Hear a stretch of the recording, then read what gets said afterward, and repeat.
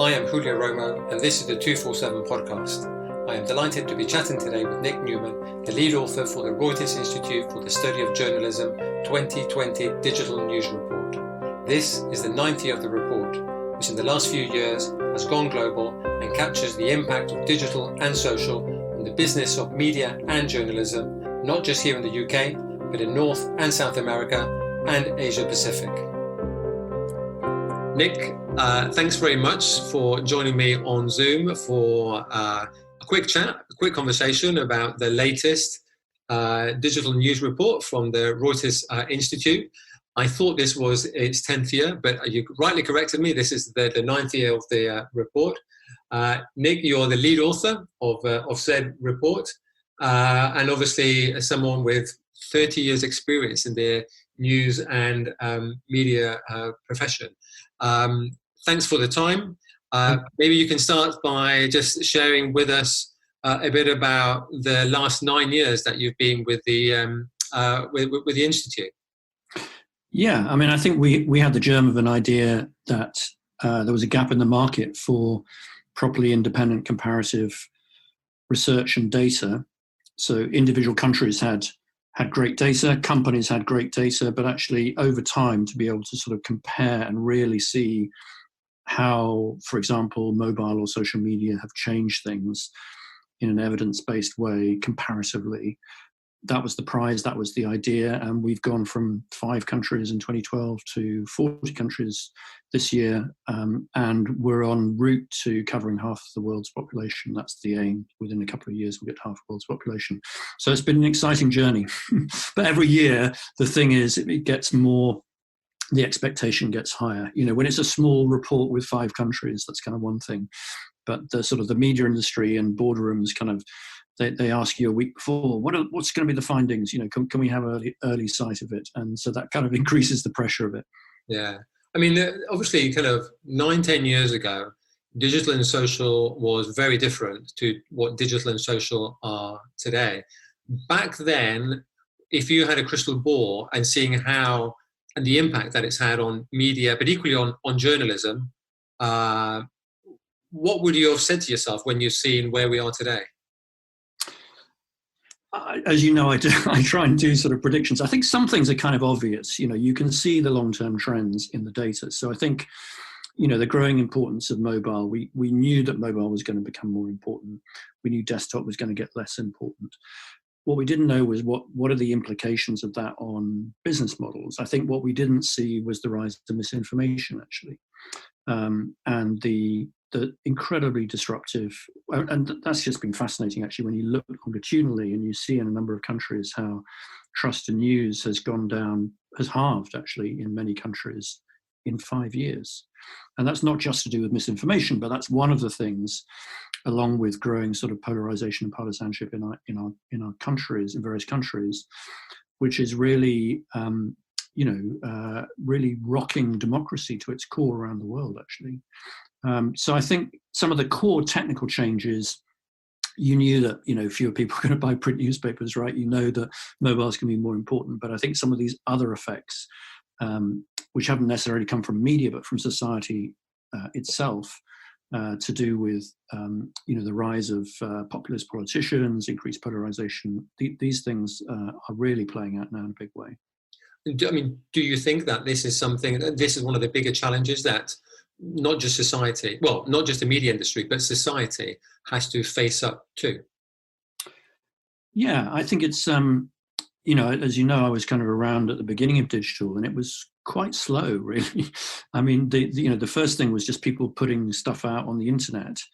It was just getting your existing, and they didn't really care about it. And I think the second wave, which, you know, you could say started sort of 10 years or so, where social and mobile really came together with these external forces, has been hugely disruptive. It's been, it's partly, the media has kind of reflected what's going on in society, but I think it's also partly led it. You know, the changes around social media, the incentives of Facebook algorithms, or the way in which Twitter organizes itself have driven some of that change as well.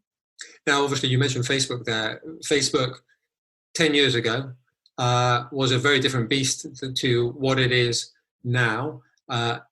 Publishers, news organizations were about having a presence on that platform. The argument has been made that Facebook doesn't pay, but obviously it gets a lot of data on those who consume that. Where are we now with the influence of Facebook on media consumption, news consumption? Yeah, I think we're at a real sort of pivotal change moment again with the platforms, in that every year they're becoming more important as a sort of access point. But it's also clear that the sort of the old deal, which is, well, we'll give you access, you can, you'll increase discoverability, and in return you'll get traffic, which you can monetize. It's clear that's not working. So basically, partly because digital ads are becoming less important, partly because actually those big companies have a far greater ability to target people. It's really, really hard for publishers. It doesn't work anymore. And so they've really leveraged political pressure to change the game. And this year is going to be absolutely critical. Already has been critical. You've started to see some really significant shifts in terms of moves to recognition by the platforms that they need to move more to payment, direct payment, that ad share revenue isn't going to be enough. And I think the jury's out on how it's going to end up, because you still have publishers trying to build those direct relationships. That's really their future. They have to have those direct relationships, but they also recognize they're going to need those platforms to find new audiences or to market what they do in a general sense, even to existing subscribers. So I think the relationship's going to be fascinating to watch over the next few years. Do you think some of the publishers have just gone in too far in their reliance on social and digital on platforms like Facebook, Twitter, and others without getting the return? They become hostage to them to a certain extent. Well, to a certain extent, I think everyone kind of realized that, they'd made the big mistake in around 2016 of sort of going all in on Facebook. And many of them, of course, then withdrew because they found, again and again, the rewards weren't there. Video being the classic example.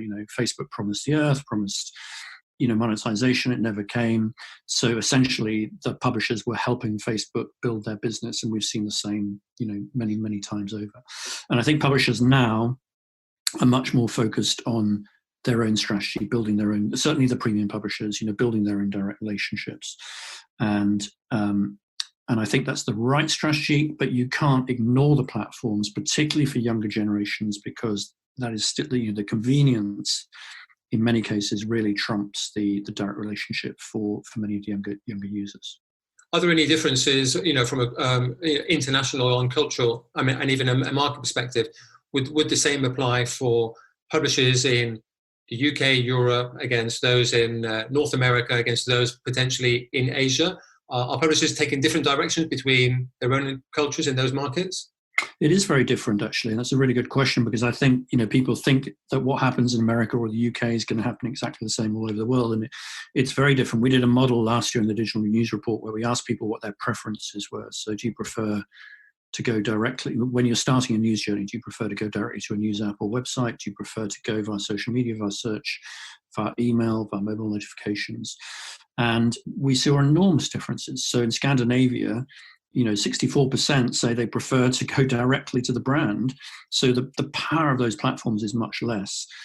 If you look at many countries in Asia and Latin America, it's very much social first. The sort of cultural approach is about convenience. In many cases, they have younger populations who, again, sort of more likely to be using social media.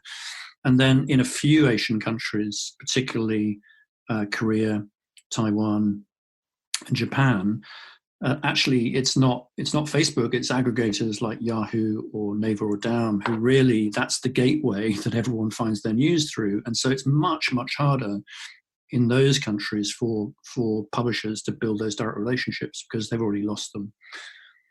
And and certainly, obviously, messaging, WhatsApp, Telegram, similar apps like that, certainly by a demographic, a younger age as well. That's where a lot of conversations happening. But equally, that's a point of concern for misinformation as well. do you see more people who are susceptible to misinformation who are of an older generation against a new one, those who have been brought up with social?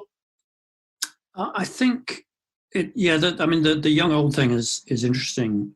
You might instinctively feel that young people are going to be more exposed to misinformation because they haven't been around as long, but actually they're so much more digitally savvy. We find that many of the sort of blind sharing that goes on is actually older people rather than younger people. But yeah, I think the other thing which is often not realized is just the different networks and their importance in different parts of the world. And you certainly have WhatsApp is absolutely huge in parts of the global south and is really the main way, or one of the main ways in which, along with Facebook, in which misinformation is spread. Countries like Brazil or Kenya or South Africa. And that is really concerning because you can't sort of really see what's going on in many of those networks. And so that loophole has definitely been exploited. I think, whereas in the UK and US, people don't really use WhatsApp for news very much. They might share the odd link, but it's used in a completely different way.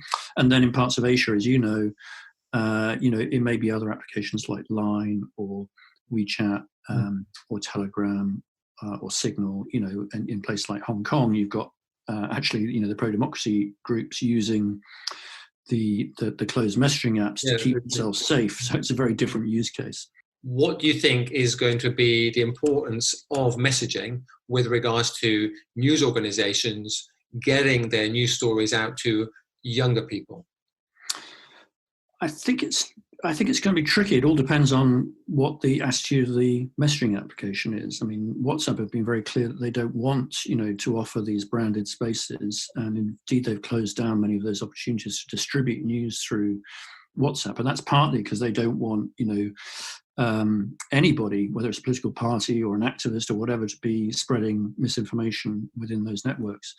So I think whereas WeChat or others have been much more open in terms of how they see those platforms going forward and the relationships they want with brands or media companies. So I think it's going to be mixed. It will depend on the network. It will depend on their approach to issues like misinformation and how they plan to make money. But I think messaging, the overall trend is one where messaging is growing, and it's used in combination with open networks. In other words, you use open networks for a certain thing, you use visual networks like Instagram for a certain type of thing, and you're using messaging for something else. So younger people in particular are just very, very fluid about using all these things together. Older people tend to stick to one or two things. And I mean, with regards to kind of misinformation specifically, do you think that the networks, the social media companies, digital companies, have a certain responsibility? Do you think they're going to act and they're going to make change, or are they going to be influenced at the end of the day by campaigns such as Stop Hate for Profit initiatives, which has just recently been picking up? Yeah, I think again, this is such an interesting time.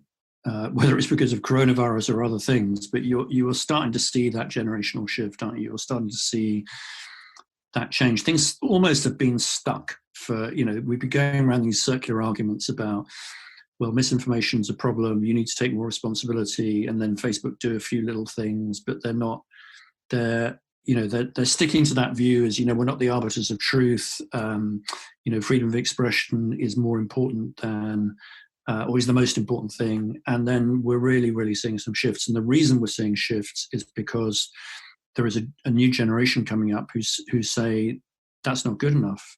And in turn, they are pressurizing advertisers who are the ones that Facebook really listen to. So once you, we've seen this before in many cases, when the advertisers start pulling the plug, then real change starts to happen. And in the last few weeks, you've seen Facebook throw out a whole load of holy cows and changing their strategy. Not absolutely, but certainly moving significantly in a direction, certainly from our research, which suggests that people want them to take. In other words, to be much more acting to protect people online rather than free speech reigns and we can deal with the consequences. I mean, if I'm right, and please correct me if I'm wrong, Facebook, for example, with regards to its revenue, I think it's 98% or something comes from advertising specifically. So if you wanted to influence change, where would you start to make sure that there were that you were able to tackle that issue and therefore focus on trust and giving people trust in factual information again? Right, but we've been talking about this for ages, right? I mean, the advertisers, I can't remember, was it they had a Procter & Gamble or a Unilever, I can't remember which, getting up and talking about this in probably 2 years ago in completely different terms, and then nothing much has happened. But suddenly it's happened, and the reason it's happened is because of George Floyd, because of people's concern about a whole range of issues now on which they feel passionately, they care passionately, and the advertisers need that support from the next generation. Mm-hmm. So sometimes you just get these tipping points, and that's what's happening. Okay, so I mean, good that we are at a tipping point.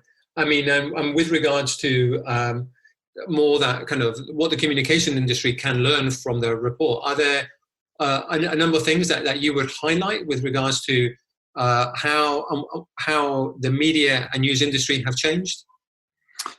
I think the comms industry kind of understands the core changes, but a lot of it has still been, digital add-on, and we go back to our muscle memory, which is, okay, we'll try and get an article in this mainstream newspaper. And I'm not saying that's always wrong. I think, obviously those big news organizations have big audiences, but they're also hugely influential in social media as well. I think what are the changes? I mean, I think we've discussed one, which is sort of the growth of messaging apps, but very, very hard to influence. So a lot of this is really going to be about that move to trust, authenticity, organic content that really resonates with the people you're trying to reach. That's the heart of everything. I think, you can't buy influence in maybe the way you used to be able to do. I think there are some other shifts which are interesting around, I'd say the generational shift is fascinating. And as part of that, I think the growth of Instagram is really this year's big trend. And to an extent, TikTok, we've kind of seen it with, I guess it's visual, it's short form visual content as a way of attracting and engaging people. And we've seen it with Black Lives Matter. We've seen it with coronavirus. I actually thought TikTok had no relevance to the news industry a year ago at all. But we've, if you look at some of the stuff that's on TikTok, and we did polling around COVID, and we found, 10% of 18-24s said they had found or discussed or news around coronavirus through TikTok, for example. So these things are happening, and I think the sort of the visual, these apps that have grown up with mobile are really coming into their own. Some of those formats that we've talked about for a long time, like stories, are really, I think, emerging and here to stay. Can I ask, is the news media industry losing its ability to gather the story and set the narrative compared to conversations that are happening in Facebook groups, WhatsApp groups, Telegram, that then go from a private to a public mainstream? I don't think it's quite as simple as losing. I think the mainstream media still sets a lot of the agenda, and it sets it within those groups that you talk about. But it no longer has the monopoly. So often it needs to react to things that are happening elsewhere, or it's slow to do so. So I think a lot of this is about, in a way, actually, the media industry needs to be more distinct about what its agenda is going forward. It needs to be clearer about what it stands for, both its values, the quality of its journalism, and that will actually help it not be blown around in the same way and sort of regain its influence. So I think part of the problem is we've all got quite confused between information that's published on the internet and journalism. And part of the challenge over the next 10 years, really, or next few years, is to re-establish that. And so when you see it, whether that's in social media or not, you're clear that this is different because it's come from a particular brand that you respect. You know the processes that have gone on behind it, or it's something that's really well researched and distinctive, as opposed to an eyewitness report of something that happens to be in social media. Are we continuing to see changes in the structure of a newsroom around the world? Are certain markets leading in how digital is now embedded into their own newsrooms? Well, I think COVID will accelerate that. So it's been going on for some time. Some people have been putting it off because they feel they haven't needed to. But yeah, I mean, COVID has changed everything, right? I mean, you've had TV companies who, within 2 weeks, have had to completely re-engineer the way in which they make television, and that includes digital editing at home, includes using Zoom calls, the whole gamut. News organisations like the Financial Times, have had nobody in the office. I mean, they've created a paper entirely from home within a few weeks. So working practices being thrown up in the air, and the implication of that is we won't go back to normal. We will be living with people will be looking for cost efficiencies. They will be looking to spend less money on property. They'll be using more virtual working. They'll be asking themselves some serious questions about how I can reduce my cost base in a post-COVID world, as well as what kind of media company I want to be going forward as well. And of course, the FT recently moved, obviously changed their offices as well, so they've got suddenly that to look at. Sure. I think many media companies have been moving that direction for a long time in terms of where is the most effective use of resources? Do we want to tie it up in these huge buildings? You will see many media companies not go back to those buildings or renting out. And many have already talked about it, actually, just using a third or a half of their previous office space. And so I think this is going to lead to obviously a big fallout in media generally, but I think it will also lead to a real change in working practices. I was having a conversation with Fergus Bell, obviously, formerly from the AP, on the board of the ONA, about data journalism, and we were talking about the importance of obviously kind of organizations, corporates, certainly governments as well, to make sure that their data is transparent when they are using it for stories. How are you seeing it both from the news side, from the media side, as well as from the corporate side? Yeah, well, I mean, the COVID story has been largely told through data, or it certainly used a lot of innovative practices, or built on a lot of the practices that great data journalists have been using for some time to tell stories. But I think it's also clear that data isn't enough. The interpretation of many of those graphs, and there've been a lot of sort of discussion over the best way to display these things. None of it is neutral. All of it, the data in itself still needs that context, and it needs the understanding of what is that underlying story. Often the data is out of date, or the data that we're seeing is only partial. All of these things have been true in the COVID crisis, right? So I think, like a lot of things, data is not the answer, but I think we've learned a lot about how to tell data stories differently, and the growing importance of data stories. In this particular case, as in climate change and a whole load of other things, it's one of the key things that we need to use to, as I say, distinguish journalism from the mass information that's on the internet. Are we in the early days of data storytelling?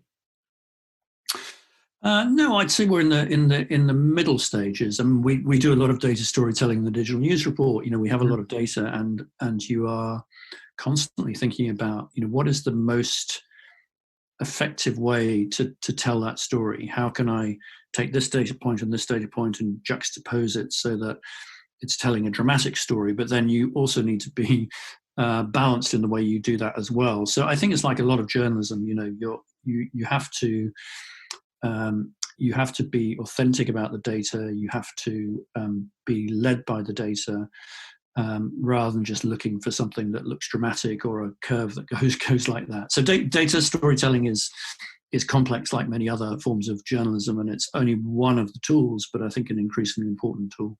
Yeah, and I mean, finally, looking ahead, obviously, next year will be the 10th year of the report. In the next number of years, what do you see, kind of, if you're able to spot any trends with regards to where the media and news industry is going to be? And therefore, more from a communications, corporate storytellers out there, what do we need to bear in mind for where media and journalism is going to be in the next 2 or 3 years?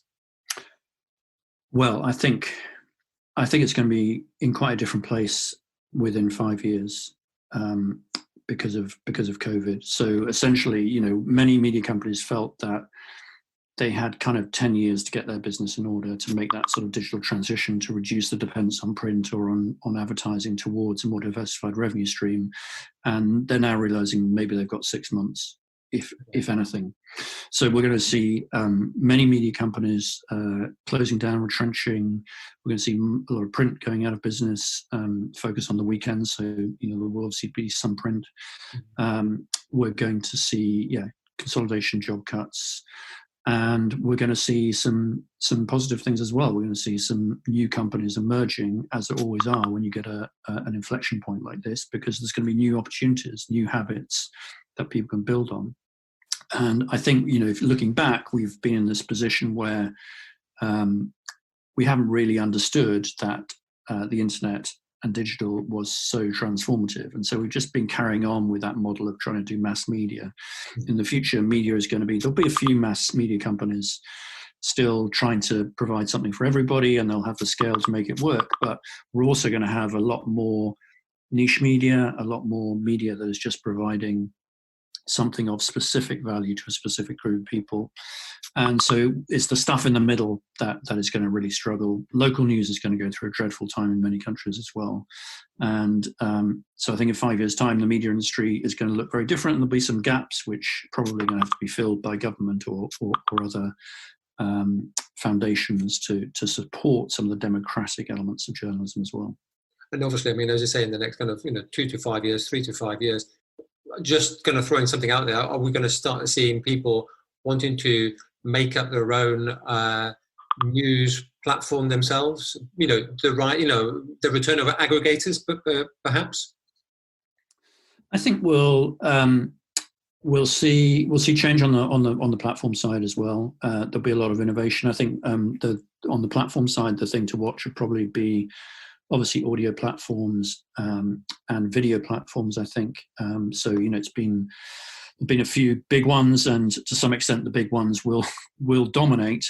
But I think the growth of formats that aren't about text is going to be really interesting to watch. We're already seeing that with, the opportunities that Spotify have spotted in audio. But I think video, we've seen Quibi and a few others emerge in the last year or so.